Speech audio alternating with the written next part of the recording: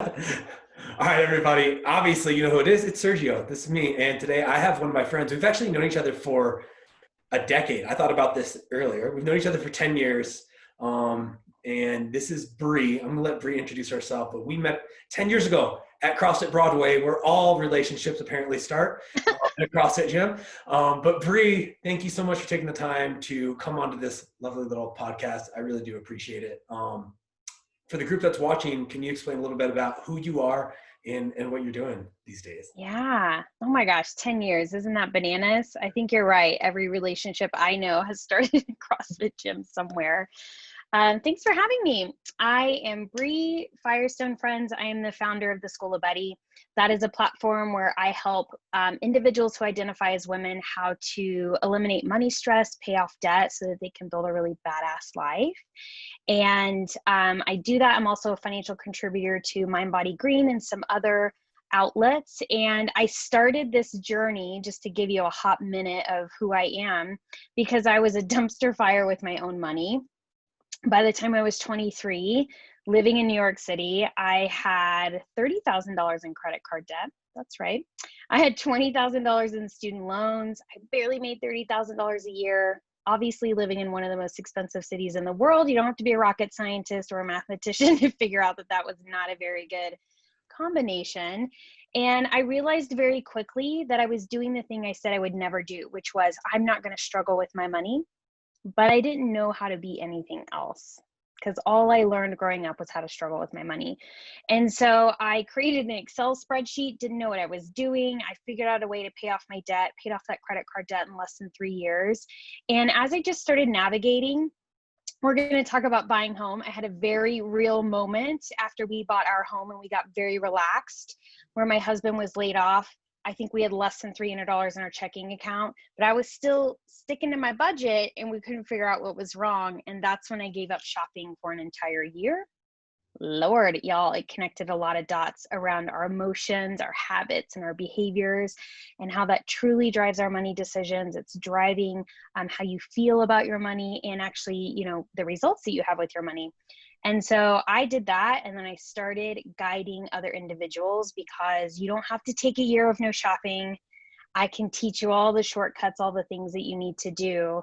And so that is why I created the School of Betty, because I believe that your financial wellness is like the biggest act of self-care that you can do, because it is legit going to be part of your life every day for the rest of your life. So there's no avoiding it. Right. Yeah. Amen to that. You said something in there that's really interesting about our emotions with money. I think emotions become very alive in our relationships, right? Both our relationship with ourselves and our relationship with our significant others and our relationship with whoever else that we encounter in the world. How do you start to change your relationship with money when you feel like you're in a dark spot because you're in debt, because you have student debt, because you don't really understand how to navigate that financial landscape? How do you start to change that relationship? Oh my gosh, it's such a good question. And most of us don't know how to navigate it. Let's be real honest here. We are taught how to make money and how to spend it. We are not taught how to manage our money. And we are really not taught the emotions behind it, or the psychology behind our money. It's just like not something that we learn, right? And your parents didn't learn it either. So we're just passing down a lot of really bad habits around our money. And I think one of the first places you have to start is to just kind of recognize where you are. And I think it's important for individuals to understand that so much of our anxiety around our money comes from the not knowing, right? Not knowing how much is coming or going, or when we might be able to pay off that debt, right? Or not even knowing what to do, what next step to take. And that not knowing often comes as a result because we're in avoidance. Right? We don't want to look at our money. We don't want to ask for help. We're just like embarrassed. There's a lot of shame around it. Newsflash, everyone, a lot of people, not everyone, but I'm going to say the majority of individuals are struggling with their money. We just don't talk about it. Mm-hmm. So it's like you think you're alone, but you're definitely not alone. But the reason why we often go into avoidance is because we learn that many of us grow up learning that money is bad and it's stressful. And there's a reason why that's important for us to understand, because basic neuroscience, our brains are trying to keep us alive, right? They're going to move us towards pleasure and away from pain. They don't know that we're just live in our technology life. They don't know that we don't have dinosaurs. It's basic, right? Efficient, conserving energy, keeping you alive. Mm-hmm. And so if we think that money is bad and stressful, guess what? Your brain is naturally going to do everything in its power to move you away from it, which means you're not going to want to check the bank account. You're not going to want to look at your credit card debt or figure out a debt plan. And so it's really important for individuals to just understand that, because understanding that part of what you're doing right now and how you're feeling, it's just kind of basic mechanics of your brain. No shame. You're not, you know what I mean? Like, release some of the stress that you're feeling around it, or the embarrassment, because it's just, you are having to go against just some habits that your brain is just naturally doing for you. And so knowing that, then we can kind of step back into that emotion and just figure out, like, where does this start? And one of the best places that I recommend for everyone to really just look at is think back, growing up, how did you learn about money? And I say learn very loosely, using air quotes, because most of us don't learn. Right. We learn habits and emotions and behaviors around our money. We're not actually learning the skill set to manage it. And the reason why that's important is because from the time we're born to about 7, our subconscious mind is developing. It's like our operating system on our computer. It's there to just keep us moving and operating, so we don't have to think about all these little decisions. The difference is your computer gives you a warning when you need to upgrade it. Right? It's like, hey, it's time for a new upgrade. But our minds don't do that. And so what happens is, these things we learn from 0 to 7, yes, we're learning how to walk, how to interpret communication, how to show love, all of these things. And yes, we are also learning how we feel about our money. Mm-hmm. And we don't recognize that. And what we don't recognize is that operating system, those subconscious beliefs, are what are informing your actions in your adult life with your money. And so if we just start growing up as a kid, what were the thoughts that I had about money? What did I hear my parents say or the adults around me? Was it stressful? Did we have a lot of money? Did we not have a lot of money? Was I envious of people who had money? Like, did I not have to worry about it? And like, simply just writing down that narrative and that story, that's really groundbreaking, because most people don't do it. And they start to see the patterns and the trends where it's like, holy smokes. It's usually not very positive. No, and I'm glad you said that, because, growing up, we had a moment in time where my parents were doing well. Then they took bad advice from a real estate agent. We lost our home. They both got fired. And now we were living in a place of scarcity. And that is what I vividly remember. And my dad's a financial advisor, right? So like, I learned about money early, but I still had some very interesting frameworks that were given to me about how to view money. We need to get out of debt. We can't afford that. That costs too much. And I think those were all negative ways to look at something that in reality doesn't have to be negative. Totally. Right. And so I've really taken a step back recently, and I'm trying to create a better framework for myself, because my parents gave me a great framework for my relationship with my fiance. They did not give me a good framework for my relationship with money. And so now I'm trying to recreate that narrative. So when you say, right, you have to put that down on paper and you have to visit that and see how you relate to it. When I did that, it was very powerful to me, because I was like, I view this in such a negative lens that it's not healthy. Yeah. Yeah. And you're not alone. Most people are learning negative habits and behaviors around our money. And like I said earlier, that puts us in a place where we don't want to deal with it. And we will always, like you said, be in a lack mentality. We will always feel like we don't have enough. And here's the reality. We are living in a society, in a world that constantly tells us we are not enough and we don't have enough.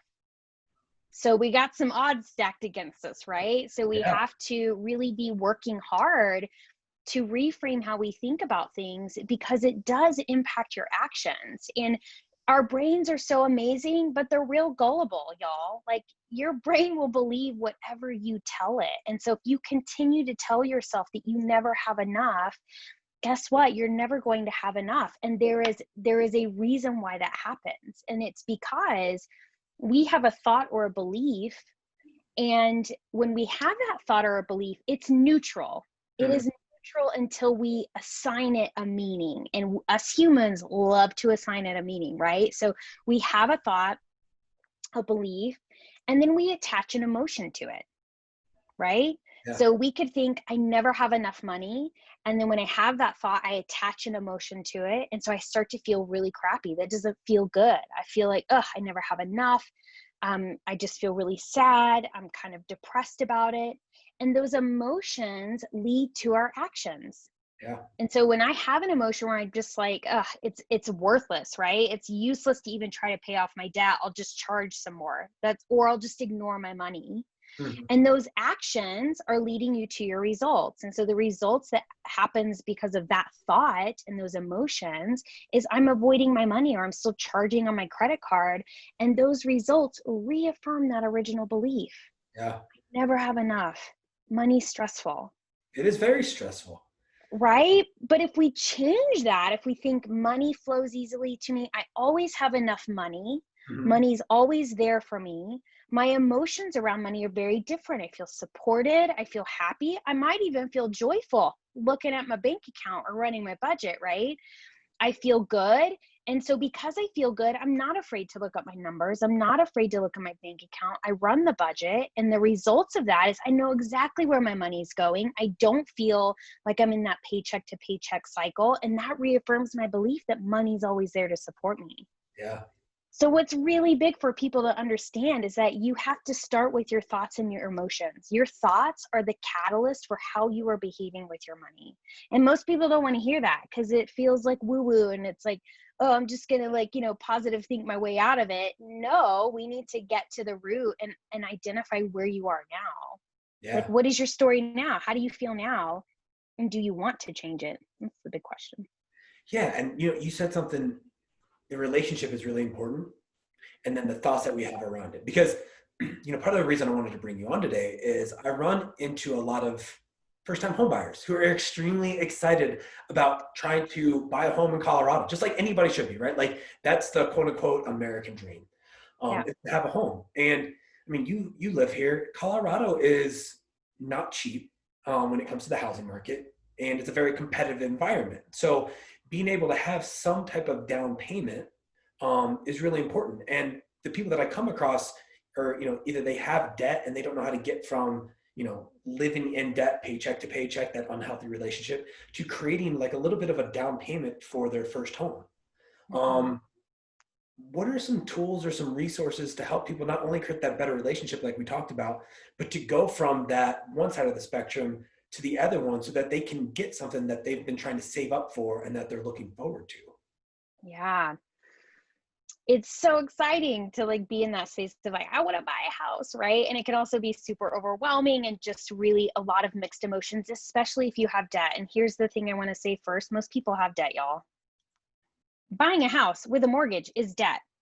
And so we love to say, well, that's good debt or bad debt. Yes, credit card debt, people say it's quote unquote bad because it's not necessarily helping your credit score all that much. And so I think in the very first thing, if you are someone who's wanting to buy a house, you have debt, you're still kind of in that paycheck to paycheck lifestyle, we want to really dial in your relationship with your money. And I want that individual to feel really good about how they're running their money now. Mm-hmm. Because it's just like, when I talk to business owners, I'm like, if you can't manage $2,000, you're not going to be able to manage $200,000. It's the same skill set. There's nothing that changes. And so I love to first give this framework. So first I want individuals to write their money story because I think it's really powerful to just understand where you are. It relieves a lot of stress and pressure from yourself because you realize I didn't create a lot of this. It was learned behaviors and habits. Mm-hmm. Cool. Check. Let's move on. The next thing is when we talk about relationship, I legit want you to think of your money like a human relationship you care about. Now, a lot of people who don't know me think I'm losing my marbles when I say that. But if you think about a relationship you care about, it can be a significant other. It can be, a friend. There are things we do inherently in that relationship that we can apply to our money, and it is going to change the game for you. And the first, if we just think about you want to spend time with the person, You say nice things about them. You think nice things about them. You're curious to learn more about them. You are there to support them. Like you have their back, right? There are all these things that we do that we can apply to our money. Like we can say nice things about our money. So no more money stressful, like negative thoughts in how you phrase money. We got to switch that to a positive. Mhm. You want to spend time with them. Y'all got to spend time with your bank account. When you start to look at your bank account every day with just curiosity and no judgment, you will start to remove the emotions from it. So we want to get to that place where money's not like super emotional, because we want to be able to move into the left side of our brain to be more logical and just like start moving our money in a Yeah. way that serves us, right? Without all the heightened emotions. And so spend time with your money, because if you don't know what it's doing, y'all, it's just going to do what it wants to do. FYI. Is It's it going to almost spend like, itself. right? It almost sounds like, if you're in a relationship, if you didn't check in with that person on a daily, maybe, and if it's a long-term relationship, a weekly basis, like if you didn't check in with that person, that relationship is going to atrophy. Yes. Right. And like, then you're never really, not in control, because that's the wrong word, but then you're not really in tune with what's going on. And if you're not in tune, then you don't know where you're going. Right. Totally. Yeah. And if you don't want to spend time with that other person, guess what? They probably feel it. Mm-hmm. And they're probably not going to get your back when things get tough, right? They're like, screw you. You didn't show up for me, right? Like, let's just think of our money that way. Let's just assume like we know where our money's going and where like it's supporting us because we are looking at our bank account every day, right? And we have to practice gratitude. And I know you talk about that a lot. It's super important because we're in a world where we think it's not enough. We need to recognize how much privilege we have and what is around you. If you are paying a bill, even if you can't pay that full amount, you're paying part of it. That is abundance, y'all. Like you have a roof over your head. I tell individuals all the time, they're like, I had to pay this medical bill. And I'm like, well, you're alive. So gratitude, right? And so if we can start from that space of really thinking, reframing how we think about our relationship with money and thinking of it as a true relationship that we care about, it puts us in a space to actually move into the next step, which is we actually need to start looking at our numbers, right? If we want to remove some of that stress, we want to pay off debt, set ourselves up to actually start saving for a house, we need to know our numbers. So you need to know how much money is coming in a month. You need to know what's going out. And I love to break this down for my students in a couple of different ways. I say fixed expenses. And when I say fixed expenses, what I mean is expenses that are essential for your survival. That's not going to be the same for everyone, right? Someone might have therapy or their yoga practice that is like legit for their mental health and they absolutely need it, and other individuals don't have that. But it's things like your rent, your car insurance, your health insurance, groceries, and know what those expenses are per month and bucket those so you know that total amount. Then it's your variable expenses, right? So the nice to haves, the things we could probably cut if we needed to, toiletries, all, spending money, eating out, all these different things, total that up. And then you should know your minimum debt payments and what those totals are. Now, what this does for you when an individual is trying to get out of debt and like to move forward, it gives you a couple of different things. Number one, you're going to know all of those totaled up. You're going to actually know the number that you need to pull in to live your life as it is right now. Yeah. And in the times of COVID and all the things that have happened in this world, that's been really important because we need to know what that number is. And then, if things got really like, you wanted to actually like buckle down and really start moving money towards, your down payment for your house or whatever it is, you have wiggle room in that variable expenses, right? Those are the nice to haves because you got to keep this fixed bucket because those are for your survival. Great. And then the minimum debt's really important because that's all about your credit score. Worst case scenario, 35% of your score, which is the bulk, is paying your minimum payments on time. I didn't know that. Minimum payments on time. This is why I say, let's create your budget, your spending plan with knowing what those minimum payments are, because then we actually see what we have left over. Yeah. Then we can really make an informed decision to say, I'm going to put all of this towards my debt, extra towards that debt, and pay it off. And then I'm going to start saving for my house. I'm going to do 50-50. I'm going to do 80-20. Like, you get to decide what the mix is. So yeah, there are best practices. If you have high interest credit card debt, you're going to be paying a lot more money over time if at the same time you want to save for a down payment. But you have to take into consideration your goals in your life, where you are in your life, emotionally, how that feels. Like, you have to take that into account. I am all about breaking the best practice rules if it gives you more peace of mind. I'm not in the business of giving you more stress to be on a diet budget to try to stick to something to hit it in a time frame that is unrealistic. I mean, I'm so glad you used the word diet, because diets don't work. They right? don't work. A temporary solution, and oftentimes when they're over, we rebound into worse shape than we were. I can think of two scenarios, right? One, when I went to my first basic training, I weighed 192 pounds. I'm 5'6". That is a lot of weight for me to carry on this little frame of mine, right? You're doing CrossFit, so. I wasn't then. I was just eating meals and drinking 30 packs every day at the age of 19. Don't underage drink, kids. It's bad for you. Or do, whatever I don't care. Whatever. But the other one was when I got out of the military, and I was coaching CrossFit full time, making $18,000 a year, and I was $11,000 in credit card debt. Not much I can do there, right? All I was doing at that point was paying the minimum payments, right? To keep myself afloat and not add any additional stress to my life, because I was already stressed. And so something that you said there is it's not a diet. It's not a one size fits all. It's really personalized. It sounds this way. It's personalized to who you are, what season of life you're in, what your goals are, and kind of how you want to live your life. Because it's not just, this is for everybody. It's like, no, this is for you, Sergio, or this is for you, Bree, right? Because we've had a conversation. Totally. Like, some of my students are, if we look at something that's really common, it's like, do I pay off debt first, or do I get $1,000 in an emergency fund, right? That's always a big question. What do I do first? Like, I don't know what to do first. And we want to look at the numbers. We want to have the numbers and know what they are, right? And we want to be able to say what feels good for you.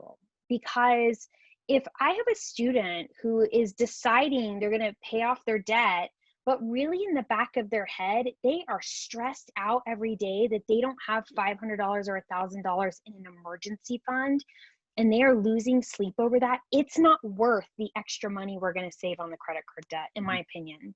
It's not worth it, because they don't feel like it's worth it, because it feels really stressful. Yeah.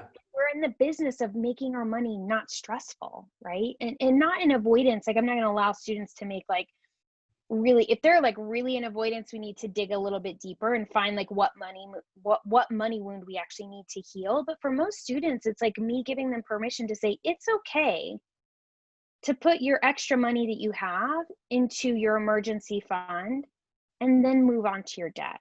That's okay. Because the reality is, the stress in just our lives in general, the added stress of money, y'all, it is hurting our health. That's going to cost you a lot more money down the road if you don't manage it now, right? If you know the numbers, I want everyone to go into it knowing, okay, I know if I put this money into this emergency fund that I'm going to be paying X more amount of dollars in interest. And you get to sit with that and say, it's worth it, or it's not worth it to me. And then you get to make the choice that's best for you in your life. There is no cookie cutter money approach. No. And if there was, we'd all do it and we'd have a perfect money picture, y'all. I'm not teaching anything you can't find on the Googles.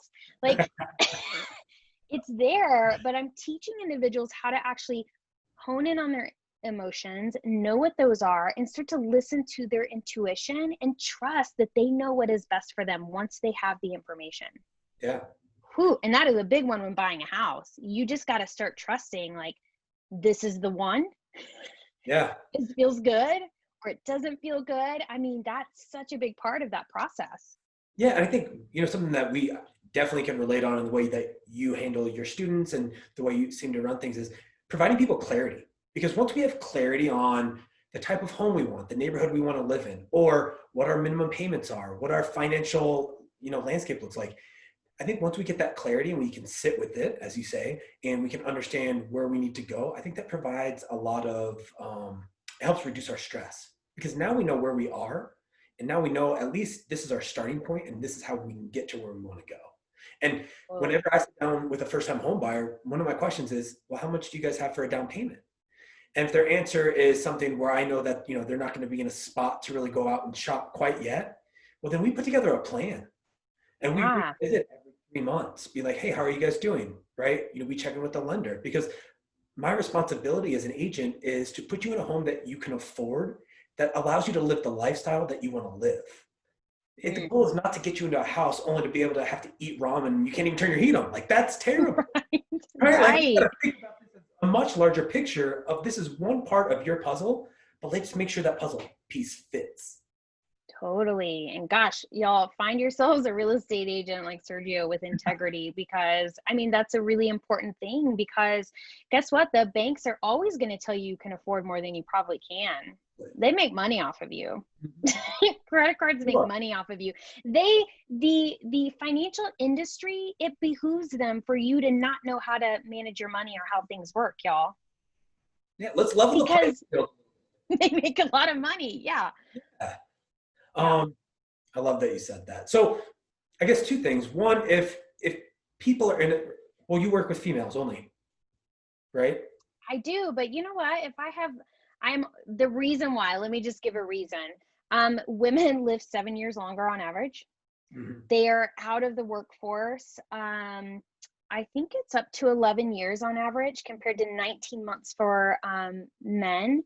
And, we can get out of gender norms as well. Whoever is taking care of, family or parents or kids.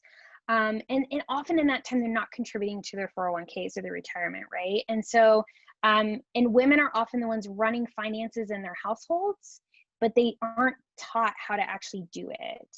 A lot of men don't know how to run their money either, but that's why I focus on women. But honestly, if I had someone who came to me is like, I love what you're doing, cool, like, let's have a conversation. But the bulk of my students are women. Yeah.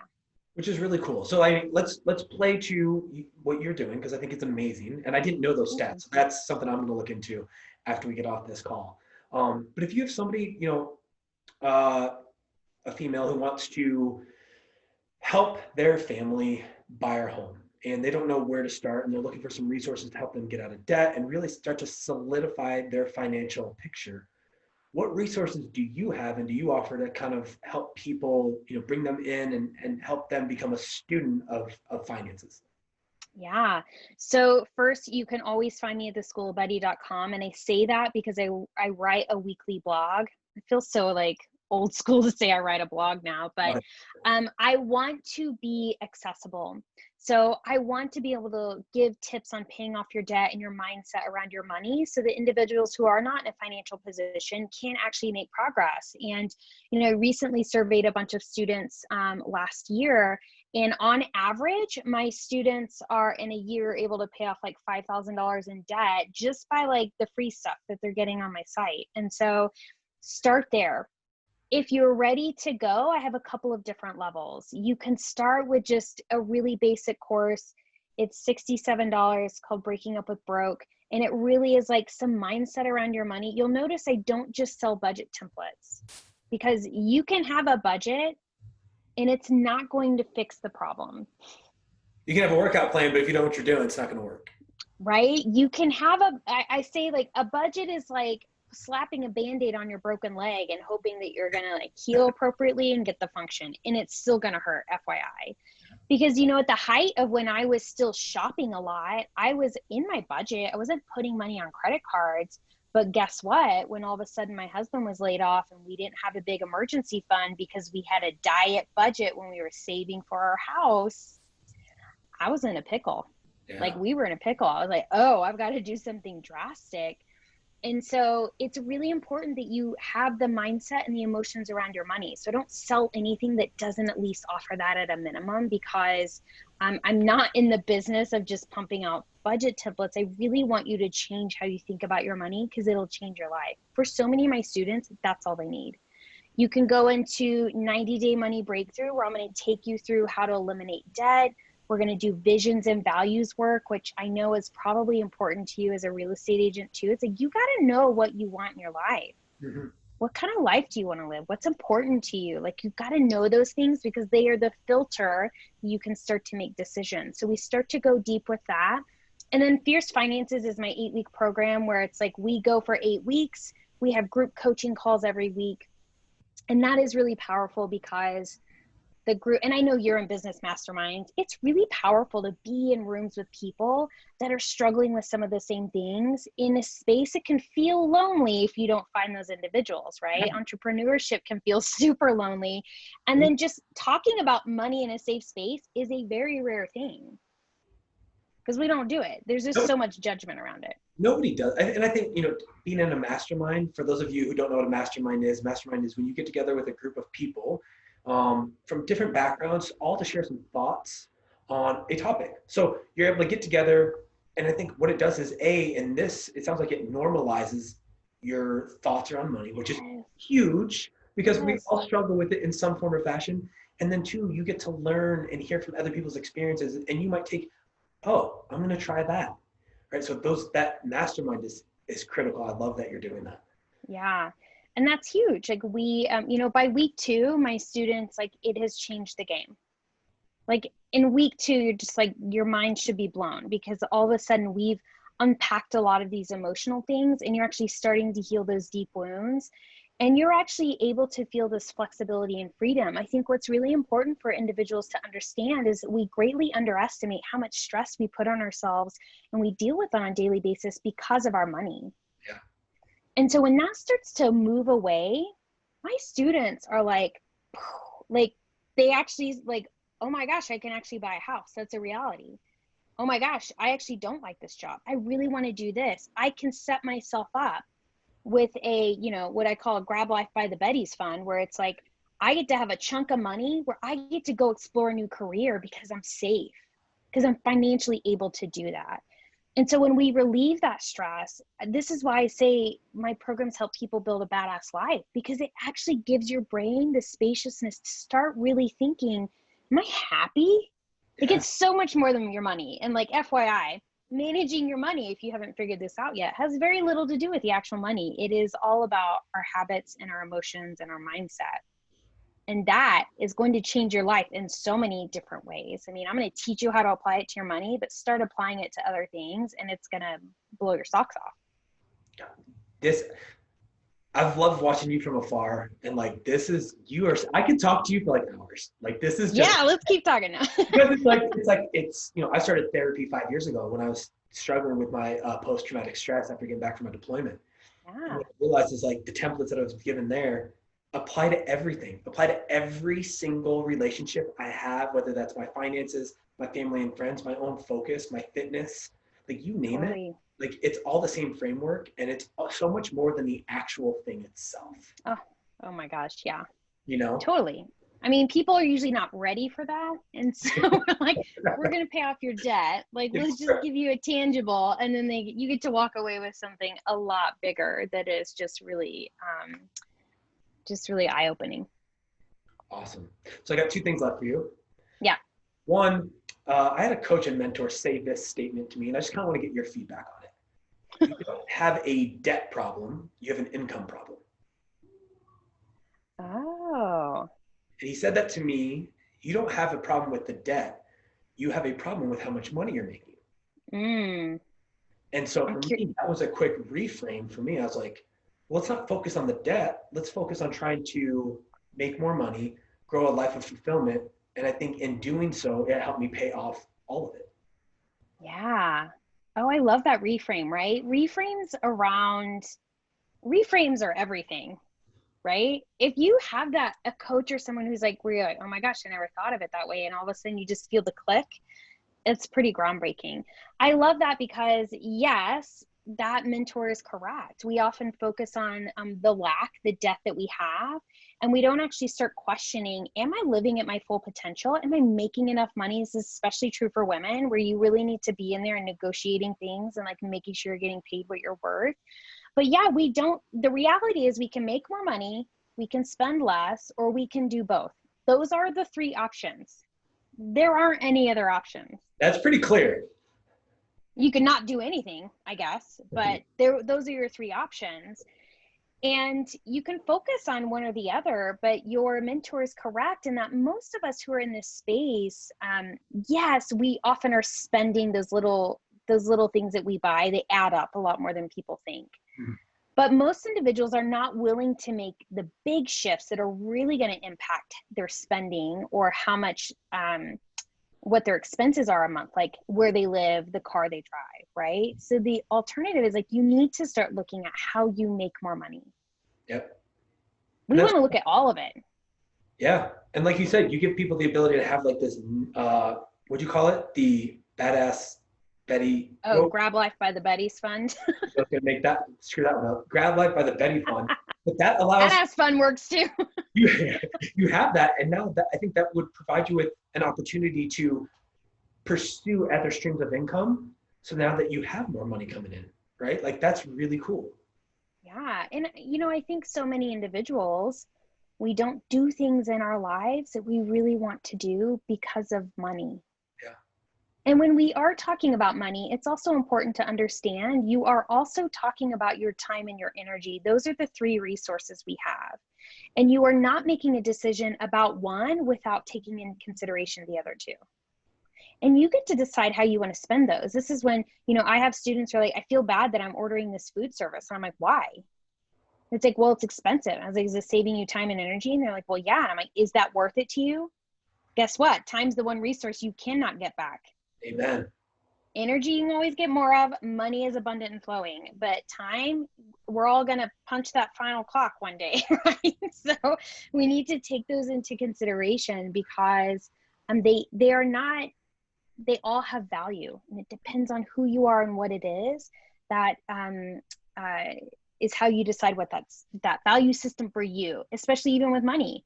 $100 to you for one thing is not the same value to me. Right. It's just a number. You get to decide the value. That's really empowering to know that. That is.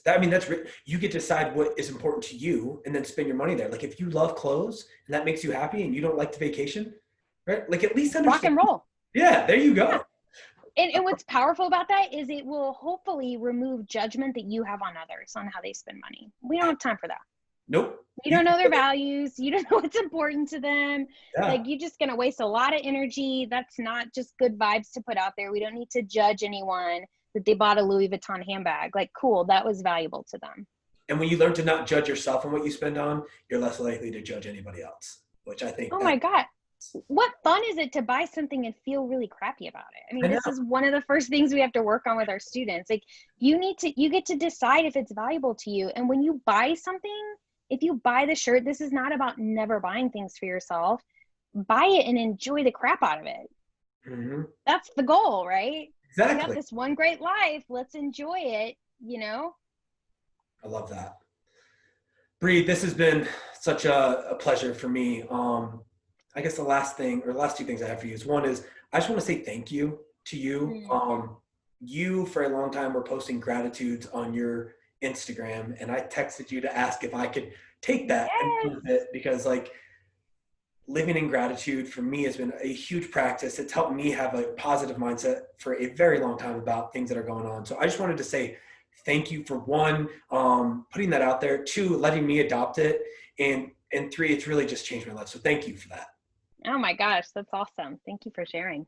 Yeah. And I want to leave with this. So where can people find you? I know you said the School of Betty. What about on social channels? Where are you at? I am mostly on Instagram at the School of Betty. You can find me on there. Send me a direct message. I respond to all of them. I love to hear from you. I will always guide you in the right direction. So even if someone is applying for one of my programs and they're like, I'm not sure if this is for me, I'm like, I'm going to tell you. I'm not here to just sell you something. If you're not a fit, you're not a fit. Because guess what? It doesn't give me joy as a coach to have someone in a program that's like not going to get the success. Yeah. So I spend a lot of time on Instagram. You can find me on Facebook at Betty School. I'm still a little bitter that the School of Betty's taken. I don't know who that is, but I spend most of my time on Instagram. Awesome. Bree, it's been a pleasure. Thank you so much. Have a very happy Thanksgiving, and hopefully we get to do this again soon. Yes, I would love it. Thank you.